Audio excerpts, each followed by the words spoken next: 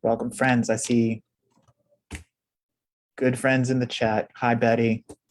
Hi, Dorothy Gist. John Mulder. Steve Grace. What's up?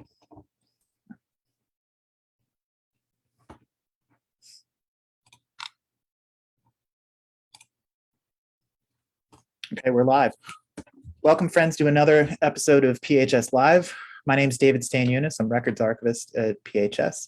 I'm joined by my colleague, Lisa Jacobson, and we're going to be talking about pivotal General Assemblies. Every General Assembly has some business that it does that changes the denomination, but there are crucial moments in time that continue to impact the denomination today and how you do your business and how you relate to one another.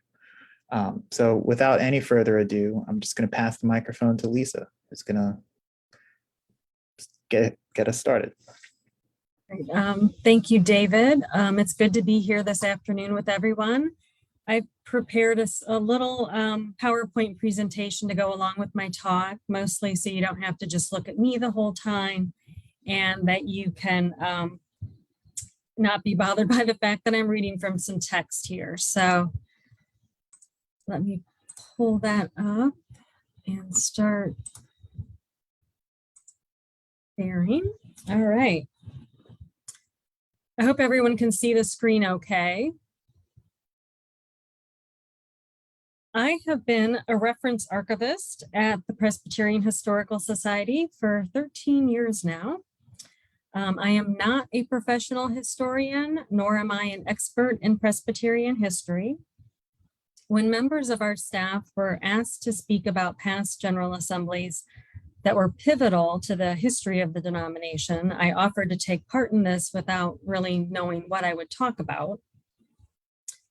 In recent months, I came across information about the schism in the Presbyterian Church in the US, the Southern Stream denomination, in the early 1970s. I started thinking to myself that that event likely accelerated reunion, which finally took place in 1983. Of course, this was the reunion of the Northern and Southern Stream denominations that divided at the outbreak of the Civil War. It took more than a century for these denominations to come back together. It made me wonder how many of those divisions were never fully resolved. Have Presbyterians ever truly gone through an honest reckoning of their history and a complete process of reconciliation? I think an examination of these questions can inform the present moment. The history of the denomination is somewhat like an onion to me.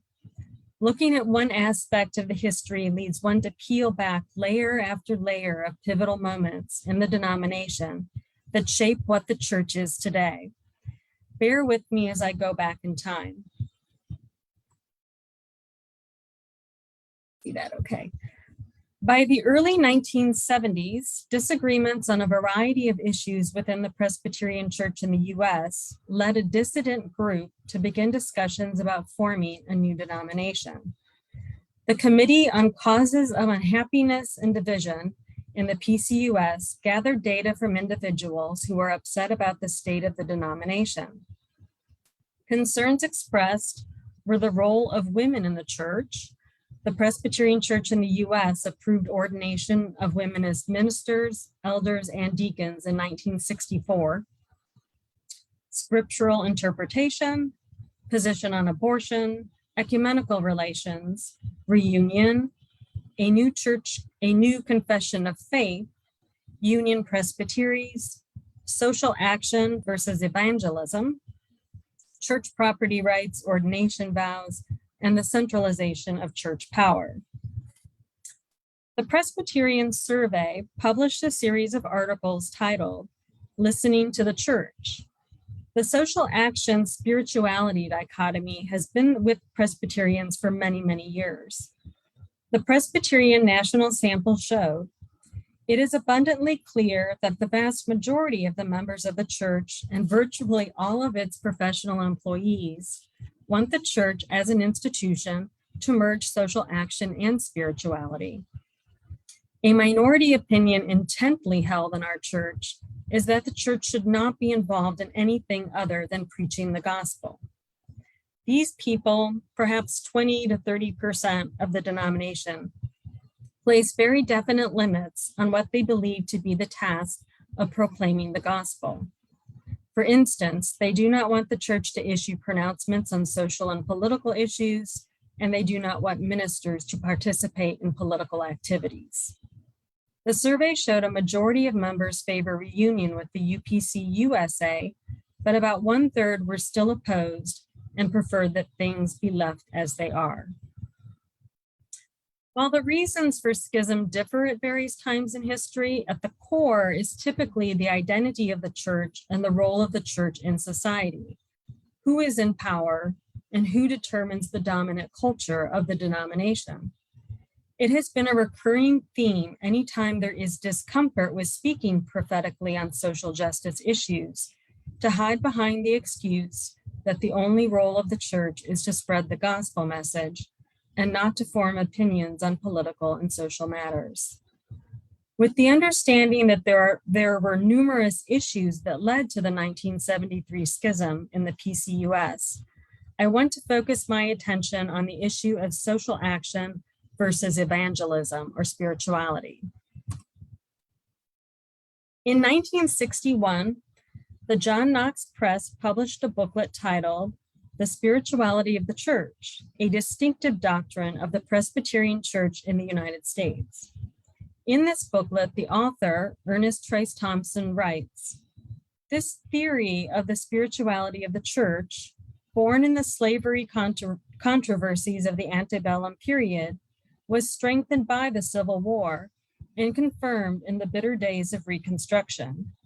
He goes on to argue that this view of the spirituality of the church became the distinctive view of our church, its understanding of its mission and its heritage. It has been the great obstacle to reunion running through the entire period from the beginning to the present time. Reverend Dr. William R. Hoyt wrote an article on this very issue in the September 1973 Presbyterian Survey. Titled Southern Presbyterians, God, Church, Country, Dr. Hoyt asked two important questions. Did loyalty to God prevent the founding fathers of our Southern Presbyterian Church speaking on political and social issues? And is the principle a good one?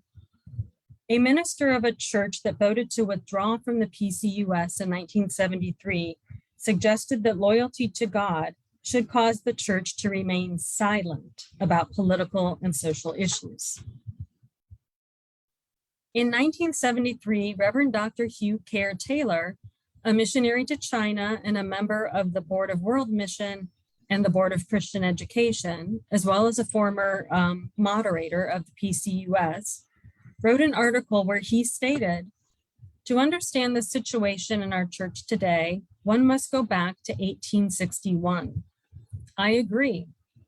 For some context, I want to go back to the decades leading up to the Civil War and the founding of the PCUS.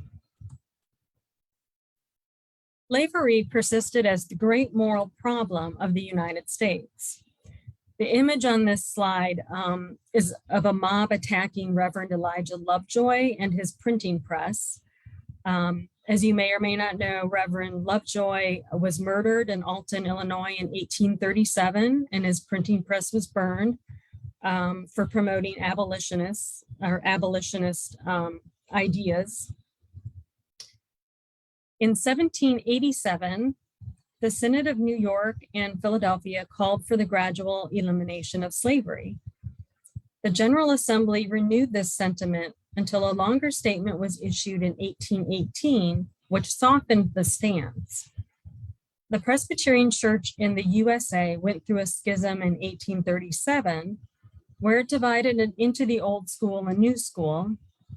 The separation involved differences over theology, governance, and reform, especially slavery. The old school was doctrinally more conservative and had many adherents in the South. While the issue of slavery continued to be raised at General Assemblies until the outbreak of the Civil War, The Old School Assembly did not take a strong stance against slaveholders and allowed them to remain in the church as full members. During the same period, if you go to 1845, that year, both Methodists and Baptists went through significant divisions in their denominations over the issue of slavery. The Old School Presbyterian Church did not divide prior to the Civil War because in 1845, their General Assembly held that slavery was not an issue on which the church could speak. The New School split in 1858 when its General Assembly began a survey to see how its members were dealing with the issue of slavery. New Schoolers in the South who favored slavery formed the United Church Synod of the South. A month after the attack on Fort Sumter, the General Assembly of the Presbyterian Church in the USA, Old School, convened in Philadelphia. A number of Southern commissioners did attend, inspiring some hope that the denomination would stay united by avoiding politics. However, Dr. Gardner Spring of New York pushed through a resolution of support for the Union cause, and the Southern commissioners withdrew from the assembly. Southerners argued that the Presbyterian Church as a spiritual body should refrain from making pronouncements of a purely political nature. In December 1861, commissioners from the Southern Presbyteries met in Augusta, Georgia at the First Presbyterian Church to form the Presbyterian Church in the Confederate States of America. Benjamin Morgan Palmer, pastor of the First Presbyterian Church in New Orleans, Louisiana, was an ardent supporter of slavery and was elected moderator. The assembly issued the Address of the Southern General Assembly to all the churches of Jesus Christ, which explained the reasons for the division and made a vigorous defense of slavery, as well as the spirituality of the church. Presbyterians in the South asked for prayers for the Confederate cause. In Hoyt's article, he states that the Southern Assembly's address violated its own principle. It is unmistakable throughout the address that the loyalty of the denomination is to their country, the Confederate States. The author of the address, James Henley Thornwell, was the most influential man in the Southern Church at the time of the Civil War. In 1860, Thornwell delivered a sermon at the First Presbyterian Church in Columbia, South Carolina, in which he suggested clearly that secession was probably the only course for the state. Benjamin Morgan Palmer also delivered a sermon in 1860, endorsing secession and promoting rebellion. He argued that both patriotism and religion required the people of the South to fulfill the trust given them by Providence, which is to preserve and to perpetuate the institution of slavery as now existing. Hoyt states that there are many similar instances of the inconsistencies of the church that can be cited. And the second question, is the principle a good one? Hoyt asks, does loyalty to God demand that the church refrain from commenting on the political and social problems which confront us? According to Hoyt, the New Testament does not teach us to be concerned only about eternity. In his parable in Matthew 25, Jesus teaches that the quality of our discipleship is measured not by the number of souls we have saved, but by our actions on behalf of the least of these. Hoyt states, it is easy for the well-fed, well-clothed, and well-housed to say that the Christian gospel is concerned only with man's salvation in eternity and not with his well-being in this world. Hoyt further states, some fear that the church is displaying a lack of love of the nation when it criticizes the nation for its sins. But it was the true prophets who loved Israel and who therefore were willing to speak God's prophetic word to her. It was the false prophets who loved their own security and comfort, and who thus spoke to the king and the rich, the words they wish to hear.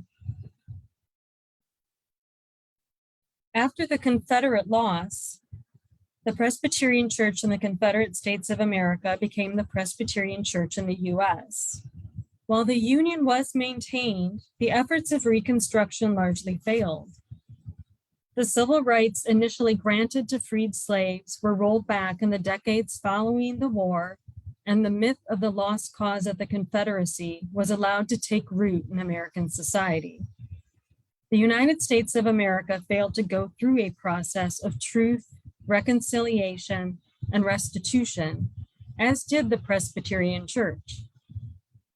While the Northern Old School and New School did reunite in 1870, the Southern Church remained separate. In my research into the 1973 schism, I was absolutely dumbstruck by how often the Civil War was still coming up in articles and sources I consulted. At the 113th General Assembly of the PCUS, held from June 9th to the 14th in Fort Worth, Texas, many of the issues outlined earlier were under discussion. The minutes include a report titled, "The Nature and Function of General Assembly Statements on Social Issues." In the report, the authors argue that the practice is as old as the denomination itself. At its first meeting in 1861, as we saw, the General Assembly addressed the issue of slavery. In 1862, the second meeting of the General Assembly, statements were issued on profanity, intemperance, gambling, and Sabbath desecration. In 1973, papers on faith and patriotism and abortion were presented to the General Assembly. The retiring moderator, Dr. Nelson Bell, delivered a sermon to the 113th General Assembly titled, "Counterfeit Christianity." He stated, "You may say to me, you have no social consciousness. You are blind to the misery of hunger, oppression, disease, and poverty to be found on every hand. I reply to you that I am neither blind nor insensitive to the misery in the world, but I am convinced that the message of redemption from sin through faith in Jesus Christ must go hand in hand with every social program." Dr. Bell died in August 1973. Upon his election in 1972, Dr. Bell felt a great responsibility to call the church back to its essential message and mission. He felt there was a preoccupation with organizational structure and programs at the expense of Christian witness. While a staunch conservative and evangelical himself, Dr. Bell did not feel schism was the right action to take. He encouraged conservatives to bear a strong and clear witness against deviations from basic Christian beliefs and actions within the church. The schism, however, was not averted. In December 1973, a constitutional assembly representing about 260 congregations with a combined communicant membership of over 41,000 gathered at Briarwood Presbyterian Church in Birmingham, Alabama, to organize the National Presbyterian Church. In 1974, the name of the denomination was changed to the Presbyterian Church in America. The December 1973 issue of Presbyterian Survey includes a brief article about the PCUS schism aiding the cause of reunion. Reverend Clinton Marsh, moderator of the United Presbyterian Church in the USA, is credited with stating, "Merger of the Northern and Southern Presbyterian denominations is expected within this decade, and the current schism in the PCUS is advancing that merger. While most opposition to merger is in the PCUS, it is not missing in the UPC-USA, especially among Blacks in the Southeast, who do not think PCUS whites will be sympathetic toward them." The article goes on to state that Marsh viewed differences as mostly historic and dating from the Civil War crisis. Reverend Marsh was elected moderator of the UPC-USA in 1973 under the slogan, Marsh, he's a mission man. There were certainly divisions within the Northern Stream Church as well. In his moderatorial sermon, Marsh said, "I hope to help reconcile the ministries of word and action. Our church has been divided on this. I want to call people to work and worship and study together." Quoted by the Religious News Service in 1974, Marsh, sees signs of a resurgence in evangelism, but is cautious about the direction it is taking. If the emphasis is on saving an individual's soul without correcting the wrongs of society, Dr. Marsh does not believe it will be a healthy trend. A joint committee on union had been established in 1969 to work on a plan for union between the PCUS and the UPC-USA. A vote for this was pushed to the 1975 Assembly as there was still significant disagreement on the plan. Ultimately, the plan was not approved by members of both denominations until 1982. In 1983, the PCUS reunited with the United Presbyterian Church in the USA to form the current denomination. As these denominations came together, the varied constituencies of the church sought out their roles. Issues such as race relations, human sexuality, ecumenical relations, and declining membership amid rapidly changing demographics continue to impact the lives and discourse of Presbyterians. Ernest Trice Thompson, author of Presbyterians in the South, was interviewed by Richard Ray, editor of the John Knox Press, about trends in the church in 1973. In the interview, Thompson states, "The history of any church is influenced by the history of its time.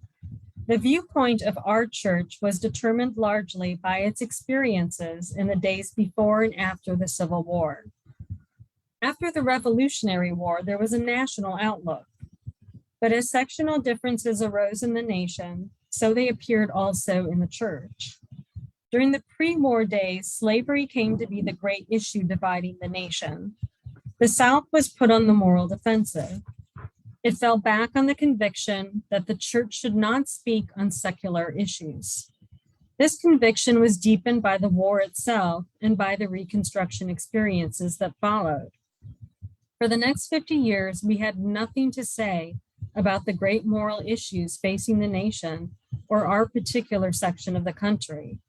We shut our minds to new currents of thought engaging the attention of those outside of our area and became basically isolationist in our relation with other Christian bodies and adamantly opposed to reunion with our northern brethren."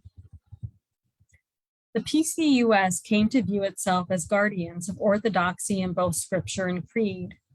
When asked, "As you look at our church today, 1973, what do you see as the major ethical issues which we now face?" Thompson responded that the race question remains our greatest issue. "We have made progress, but more needs to be done." Questioned about conflicts in the history of the PCUS, Thompson noted that there have always been conflicts in the church, especially in times of great change. Some of the polarization that has taken place in the church parallels that which has taken place in society at large. Final thoughts conveyed by Thompson are the importance of maintaining an open mind. If the church doesn't keep its mind open to new truth, it loses its hold upon the mind of the rising generation. Too many people feel that the church is moving away from them, when in fact they have ceased to move on with God. In June, Presbyterians will gather once again to make decisions about the life and ministry of the church in these United States. Commissioners will be considering a report by the Special Committee on Racism, Truth, and Reconciliation. Part of this report directs the Presbyterian Historical Society to create an online self-study tool for congregations and mid-councils to help them investigate their own history as it relates to exploring and reflecting upon their history's impact on the lives of people of color, past and present. I hope my presentation today has opened minds to the need to fully and honestly reflect on our history and the harms that have been inflicted and how that may be repaired. Thank you. Thanks so much, Lisa. That was awesome. So I have a slightly different approach, but related themes. We're going to start talking about the 1969 United Presbyterian Church in the USA General Assembly in San Antonio. It's been rare, I think, since the 1970s for speakers from outside the Presbyterian Church to be given voice at a General Assembly plenary. You think of Cesar Chavez in 1974, or members of the Submarine Church in Chicago in 1970. Those come to mind. But the address that I think still resounds in the denomination today was James Foreman's Black Manifesto, delivered May 15th, 1969, before the 181st General Assembly of the UPCUSA. Foreman had worked with Gayrod Wilmore and other church civil rights leaders earlier in the 60s, most prominently during the Hattiesburg Ministers Project, the voter registration campaigns in Mississippi. They met again in April 1969 at the National Black Economic Development Conference in Detroit, and Foreman told Wilmore about the manifesto there for the first time. A month later, on May 4th, 1969, Foreman interrupted a service at the Riverside Church in New York City by climbing to the chancel and declaiming the manifesto before the mostly white congregation. His words were drowned out by the church organist, who played on while the pastor and worshipers left the sanctuary in silent rejection of Foreman's speech. The UPCUSA, despite being one of the white Christian churches called out by the manifesto, issued no immediate response. Through May and early June, splinter groups of the Student Nonviolent Coordinating Committee at SNCC and Foreman's BEDC, the Black Economic Development Conference, occupied offices at the Interchurch Center at 475 Riverside Drive in New York. Those offices included the UPCUSA's Board of National Missions and COMAR, the Commission on Ecumenical Mission Relations. And they also occupied offices of the National Council of Churches. Depending on the political stripe of who was doing the occupying, the office spaces were referred to as either sit-ins or liberated territories. That kind of brings up one of the things I wanted to point to in the manifesto. The revolutionary character of Foreman's document really can't be minimized. And I think we have links coming in the chat for some of the things that I'm pointing to. So in the text of the Black Manifesto, Foreman echoes thinkers like Kwame Ture. His point is not to, Foreman is not out to replace white capitalism with Black capitalism. The introductory statement is clear on this, and I'm quoting, "We have come from all over the country, burning with anger and despair, not only with the miserable economic plight of our people, but fully aware that the racism on which the Western world was built dominates our lives. There can be no separation of the problems of racism from the problems of our economic, political, and cultural degradation. But there are still some of our people who are clinging to the rhetoric of the Negro, and we must separate ourselves from those Negroes who go around the country promoting all types of schemes for Black capitalism.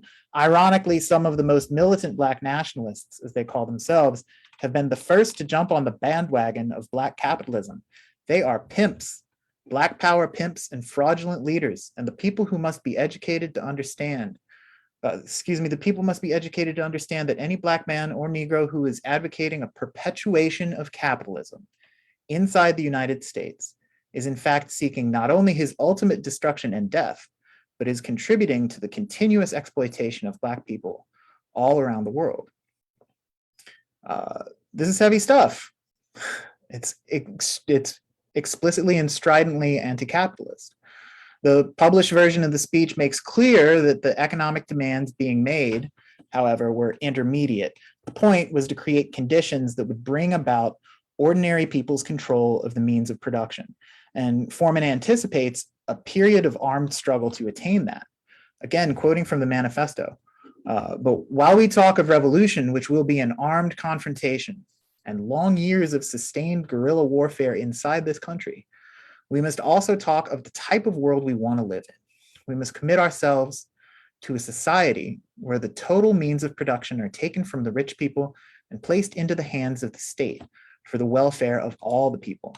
This is what we mean when we say total control. And we mean that Black people who have suffered the most from exploitation and racism must move to protect their Black interest by assuming leadership inside of the United States of everything that exists. The time has passed when we are second in command and the white boy stands on top. This is especially true of the welfare agencies in this country, but it is not enough to say that a Black man is on top. He must be committed to building the new society, to taking the wealth away from the rich people such as General Motors, Ford, Chrysler, the DuPonts, the Rockefellers, the Mellons, and all the other rich white exploiters and racists who run this world. The program demanded in the manifesto was extensive, but ironically, if you look back, I think feasible. Foreman makes plain that the program amounts to $15 for every Black person in the US, $500 million to be collected from churches, synagogues, and governments, and it was intended for a wide distribution. There was going to be $200 million for a Southern land bank to support continued Black ownership of agricultural space, the creation of 4 regional Black publishers, the creation of 4 Black TV networks broadcasting from Detroit, Chicago, Cleveland, and Washington, D.C. They were going to allocate $30 million for a research center, $10 million for a communications and community organizing training center, $20 million for a Black labor strike and defense fund, and $20 million for the United Black Appeal, which was intended to be a kind of sovereign wealth fund supporting continued community development projects.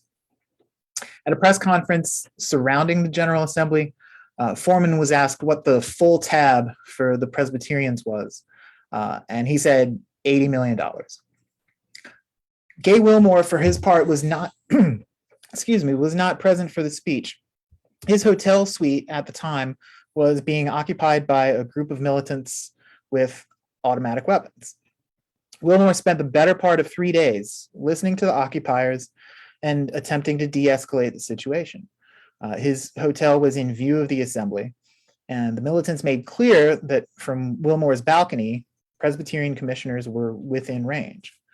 And Gay's telling the group that took over his hotel room, quote, belonged to a little offshoot or radical offshoot of Student Nonviolent Coordinating Committee that was being courted by Castro and the Cuban Revolution at the time.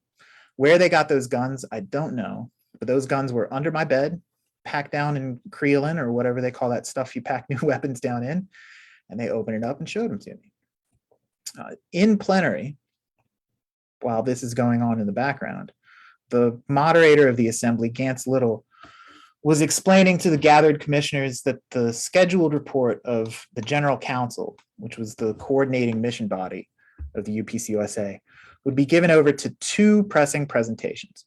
Foreman, recognizing the related concerns of brown pastors, yielded the leadoff spot to Antonio Medina, a Presbyterian minister in Los Angeles, who introduced Eliezer Risco, editor of La Raza, and who was the newspaper that was described to the commissioners as a barrio communications paper. Risco began linking the struggles of Black and brown people in this country to the ongoing struggles against colonialism in Africa, Asia, and Latin America, noting that the World Council of Churches at a meeting in Madras had called for the global church to dedicate itself to the self-determination of peoples, and going on to lay responsibility for the crises of the Third World at the feet of the church in the United States, with its missionaries, money, and Marines. Continuing to quote Risco at General Assembly, the church by omission sometimes by silence, but many times by active collaboration, has inflicted to people throughout the Third World some of the same ills that colonization has brought to the Third World. And that doesn't apply only to people who are Third World people in Latin America, Africa, and Asia, but also to people who are members of that Third World here in the US. If the church is going to survive the crisis, the church has to make good that promise of self-determination, because people throughout the world are involved in a revolutionary struggle for self-determination and liberation. And this is how far apart the white church was from the Black and Brown power movements in 1969. Just listening to the revolutionary demands made at that time was enough to taint commissioners in the eyes of their brothers and sisters. One ruling elder commissioner interviewed by Presbyterian Life was asked to reflect on what happened at the 1969 assembly. And he said that upon coming home, he was accused of communist leanings and criticized strongly for being willing to lead our United Presbyterian Church in the USA down the road to bankruptcy to pay blackmail to Brown Power and Black Power militants who demand reparations from it. Noting that the structure of the church allowed the heat of deliberations to cool in the saucer of the General Council, he notes that his own opinions changed. Again, quoting this anonymous commissioner, instead of viewing each item of business as something to be dissected and analyzed to see how it would affect me, I felt compelled to try to view it as Jesus would.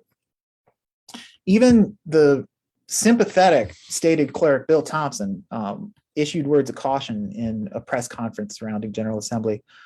He said it would be very difficult for the church to engage these people, particularly Jim Foreman, in meaningful dialogue without appearing to have acquiesced to his demands. The only way that this impression could be dispelled would be in the results of the dialogue. We can't predict what they're going to be. In the same press conference, Thompson kind of nods toward the eventual path that the UPCUSA would take. It would respond to Black Power and Brown Power as movements within its own councils and agencies, and not through any new extraordinary program.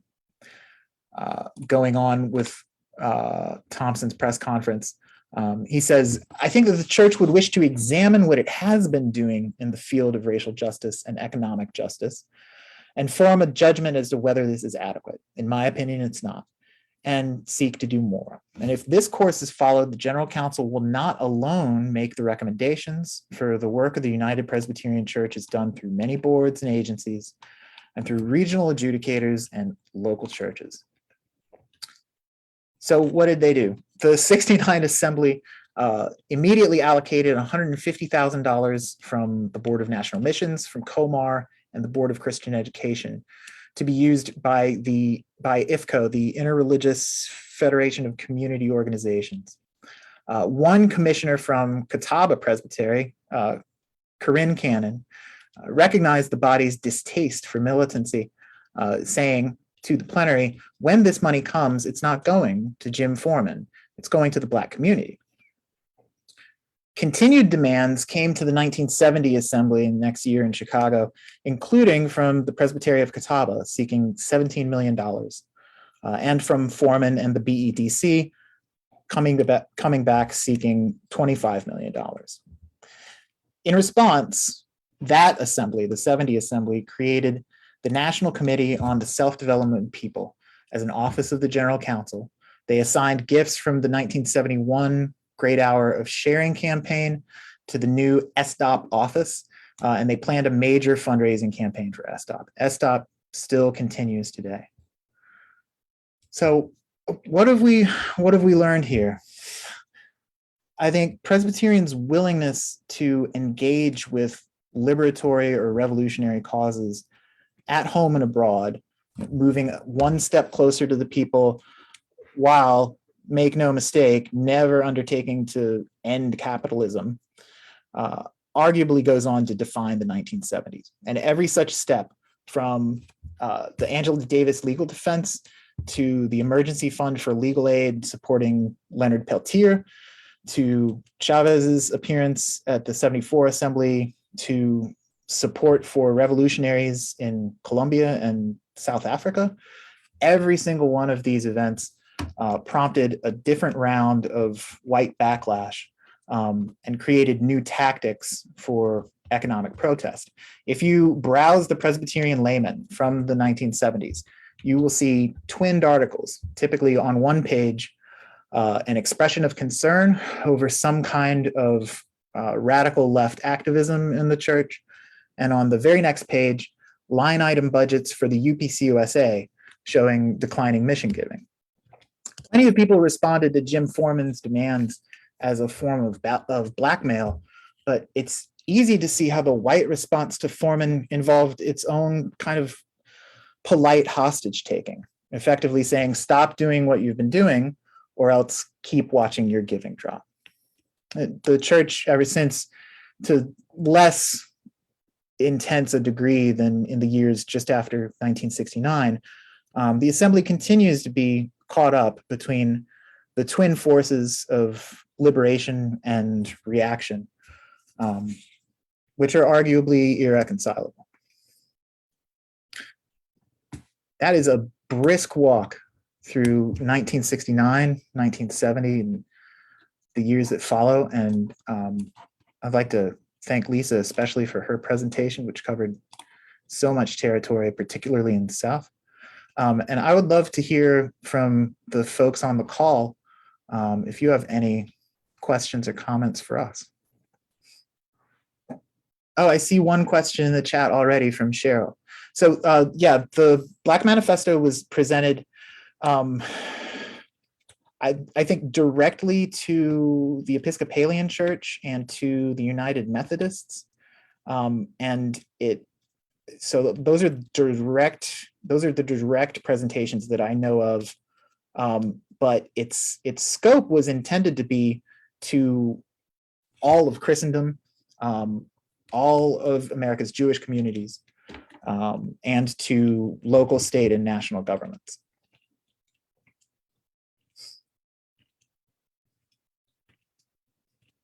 Thank you, Tom, for the note of praise. We're trying to read the records as we find them.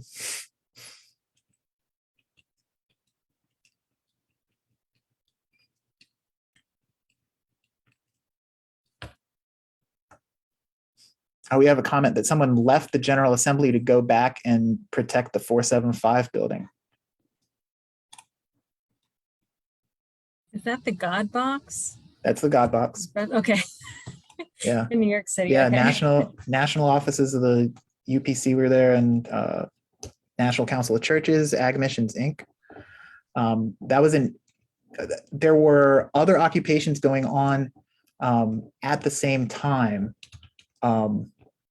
I honestly forget if this is 69 or 70, but the Young Lords occupied some campus offices of McCormick Theological Seminary in protest at the way that McCormick was handling its real estate acquisitions, and protesting gentrification of the neighborhood and displacement of Puerto Rican families in Chicago.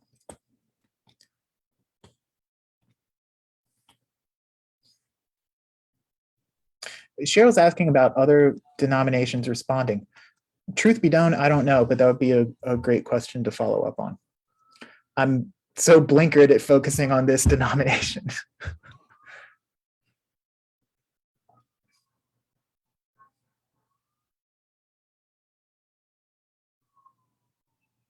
Any other questions or comments? I'm going to leave space for a minute.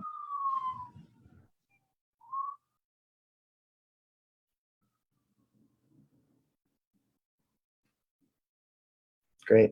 Well, I think it's apparent that the work of the past is not past, it's present. And this General Assembly is going to be undertaking actions that are extremely reminiscent of 1861 and 1969. And the task of doing repair in this work is thoroughgoing. All right. Any other final thoughts, Lisa? No, I guess I could have titled my talk, I think, we're very good at conflict, but not conflict resolution. So maybe trying to focus some of the energy we take to things for conflict resolution, not just the conflicts themselves. Right on, right on. Well, everybody, thank you very much for joining us. Somebody has their hand raised. I'm sorry. Steve Grace.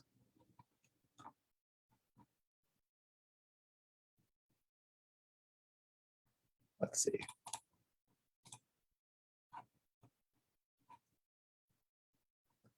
Steve Grace, I'm not sure I can open you up here. Yeah, KG, would you let Steve talk?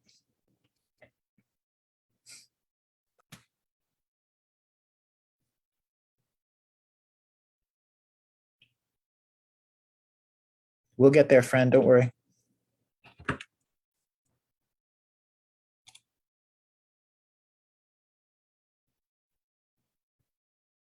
You should, there you go. Okay. You're here. Oh, thank you, David and Lisa. Lisa, particularly your comments reminded me. My history is after reunion, and I was very involved in both GAC and then COGA. And COGA, particularly in 2006, when we were dealing with a small, comparatively small to the very large challenges in 1861 and then with reunion itself. And the part that got left by reunion in 1983 was in fact the merger of the Presbyterian Historical Society. We left, the church left both Montreat as the site of the Southern Church records, or generally so, and PHS in Philadelphia as the Northern Church. As we had some practical desires to combine, there was certainly resistance to doing that. It didn't necessarily roll out theologically in terms of those arguments, but certainly there was a very strong belief of those that were concerned about uniting these two parts of PHS, that some of the emphasis and support for the spirituality dimensions of the Southern Church that were very much highlighted in the records at Montreat, that not that they would disappear, but that they would be less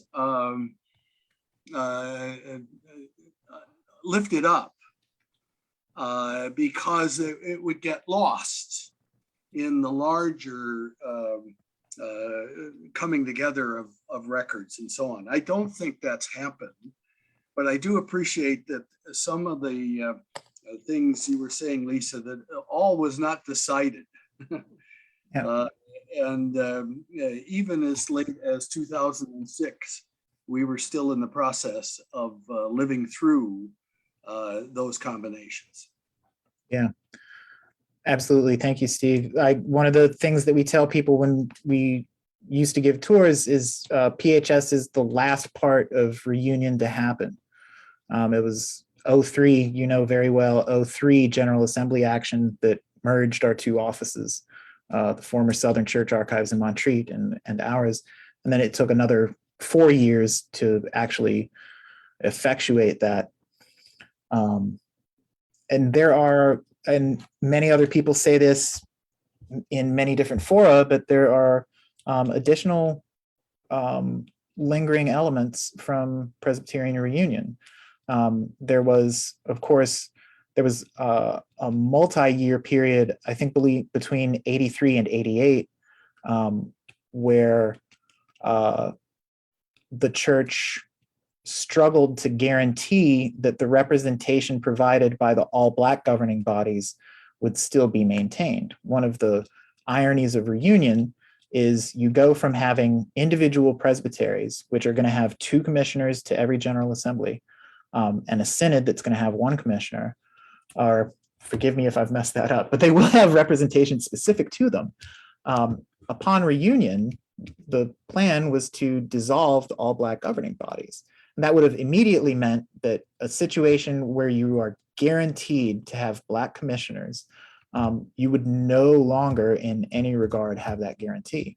And so there was a very long process of trying to figure out really how we would guarantee representation at the General Assembly. And that's how I believe you come up with the Presbytery, Synod, and then GA level committees on representation to kind of ensure that you can do that representation without maintaining like segregated bodies. We have, so in the chat also, are there other assemblies that come to mind that were as dramatic as the 1969 assembly? I certainly don't know them all. I think that other assemblies do have their own moments of drama. Many of us remember some moments of drama in St. Louis in 2018. In 1970, that assembly is also another assembly that is, I guess, dramatic, if only because they weren't afraid to invite people from the community they were in to come and speak to the plenary. I think that's one of the keys of the late 60s, early 70s assemblies. They're not limited to Presbyterians and their ecumenical partners. They're actually talking to people on the ground. And so in 1970, there are appearances by a kind of youth Christian hippie group called the Submarine Church. And they take a straw poll about how many of the young adult advisory delegates smoke marijuana. That was a moment. At the same assembly, the Chicago Women's Liberation Union, a feminist group that I'm gonna really forget, was associated with the Jane Collective, who were people who supplied women with connections to doctors who performed abortions in the pre-Roe era. Chicago Women's Liberation Union spoke in the 1970 General Assembly. We have that audio, and it's prophetic and moving. Good stuff. Yep, Tom agreed. The vote to move to Louisville rather than Kansas City in '87 in Biloxi, Mississippi. This is a great opportunity for us to pitch our digital collections, digital.history.pcusa.org, where if I don't have video of the 87 assembly, email me and I'll get it up there. Thanks, Kristen. Folks, any other questions or folks with hands raised? All right, awesome. Thank you, everybody. You've been a lovely crowd, and stay tuned for the next PHS Live coming up in June, where we're going to be talking to young leaders in the Presbyterian Church who are gay, lesbian, trans, and bi. Thanks, y'all. Thank you.